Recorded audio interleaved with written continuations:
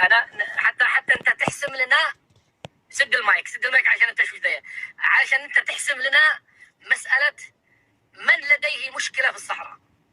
انا ارى الان، وانا متابع، ارى ان المشكله لديك انت كجزائري. انت اللي عندك مشكله في الصحراء. المغاربه يقول لك انا الصحراء في مغربها، انا اسيطر، انا امشي. الشعب اللي تسمونه الشعب الصحراوي انا رايته بام عيني في مدن صحراويه، طنطان، قلميم، العيون، بوجدور، كلها عايشين كمغاربه صحراويين. انت اللي عندك مشكله اولا لانك لم تفعل شيء منذ 70 سنه. هذا اول شيء. منذ 70 سنه وانت كطرف، انت طرف كجزائري، انت طرف. لا تقول لي الشعب كما قال لكم ناصر بوريطه، خليكم شجعان وتعاملوا معنا كطرف. اما انك تصور الموضوع شعب صحراوي وابراهيم غالي، انا مالي دخل، انا فقط وسيط جزائري. لا، انت طرف في الموضوع، وانت الذي واقع في مشكله. اولا، ماما فرنسا التي توكل اليكم ان تفصل الصحراء عن مغربها، فشل بوتفليقه، فشل تبون، واللي قبله. هذا اول شيء، انه هذا يستوجب عليكم غضب ماما فرنسا، والتي لا يمكن ان تعطي الرئاسه للرئيس جزائري الا اذا تعهد بان يبقي هذا الملف ساخنا. ومنذ 70 سنه والدبلوماسيه المغربيه حاطتكم صفر على الشمال. هذا واحده. الشيء الثاني، لا يوجد شعب صحراوي 70 سنه هو عندك انت في الجزائر. انت اللي متورط به، انت اللي توهقت كما يقول اخواننا السعوديين، انت اللي متوهق بهم، انت اللي متورط بهم. هم اذا سيقيموا جمهوريه الان يجوا يقيموا جمهوريه في ارضك انت، في جمهوريه تندوف.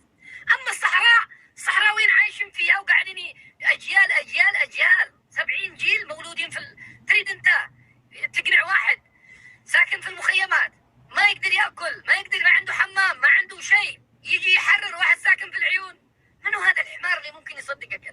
انت الذي لديك مشكله، لان ميزانيتك انت كجزائري تذهب الى ابراهيم غالي. يا بني ادم، انت خسران. المفترض الجزائري الحر الذي عنده غيره على بلده وعلى امواله وعلى الانسان الجزائري وعلى المواطن الجزائري تبكي دم ان لديك شيء اسمه بوليزاريو، وتبكي دم لانه بلدك داخله في ملف لا ناقه لها فيها ولا جمل. تبكي دم لان بلدك لم تدرك منذ 70 سنه انها فاشله، وان الحق لاهل الحق، وان المغرب مسيطره، وان المغرب متفوقه دبلوماسيا وسياسيا وعسكريا. انت الذي قوتك وقوت عيالك وانت يعدوا عليك حبات العدس وتاكل لحم حمار، بينما ابراهيم غالي يتقاضاها بالمليارات. بينما الاصوات ممثلي البوليساريو في العواصم الاوروبيه مرتباتهم من مالك انت، من ميزانيتك انت، من فلوسك وفلوس عيالك. يعني انت المتورط. تقول لي عندهم مشكله، انت اللي عندك مشكله. وحاولوا يا جزائريين، والله العظيم هذه نصيحه لكم، بلا شواكره بلا بطيخ، شغل مخك. انت لن تجني الا الخساره في هذا الملف، لانه البعره تدل على البعير. كما نقول عندنا في اليمن، لو في شمس كانت جت امس.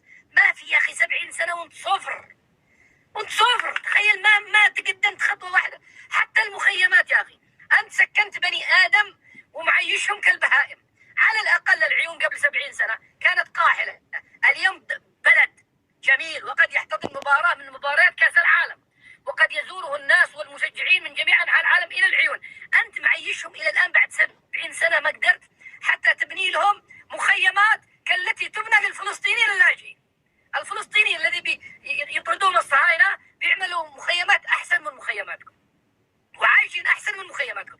على الاقل عيشوهم عيشه هنيه، واذا انتم تحبوهم اعملوا لهم جمهوريه تندوف الديمقراطيه. تفضل يا محمد، اعتقد تفهم يا اخي.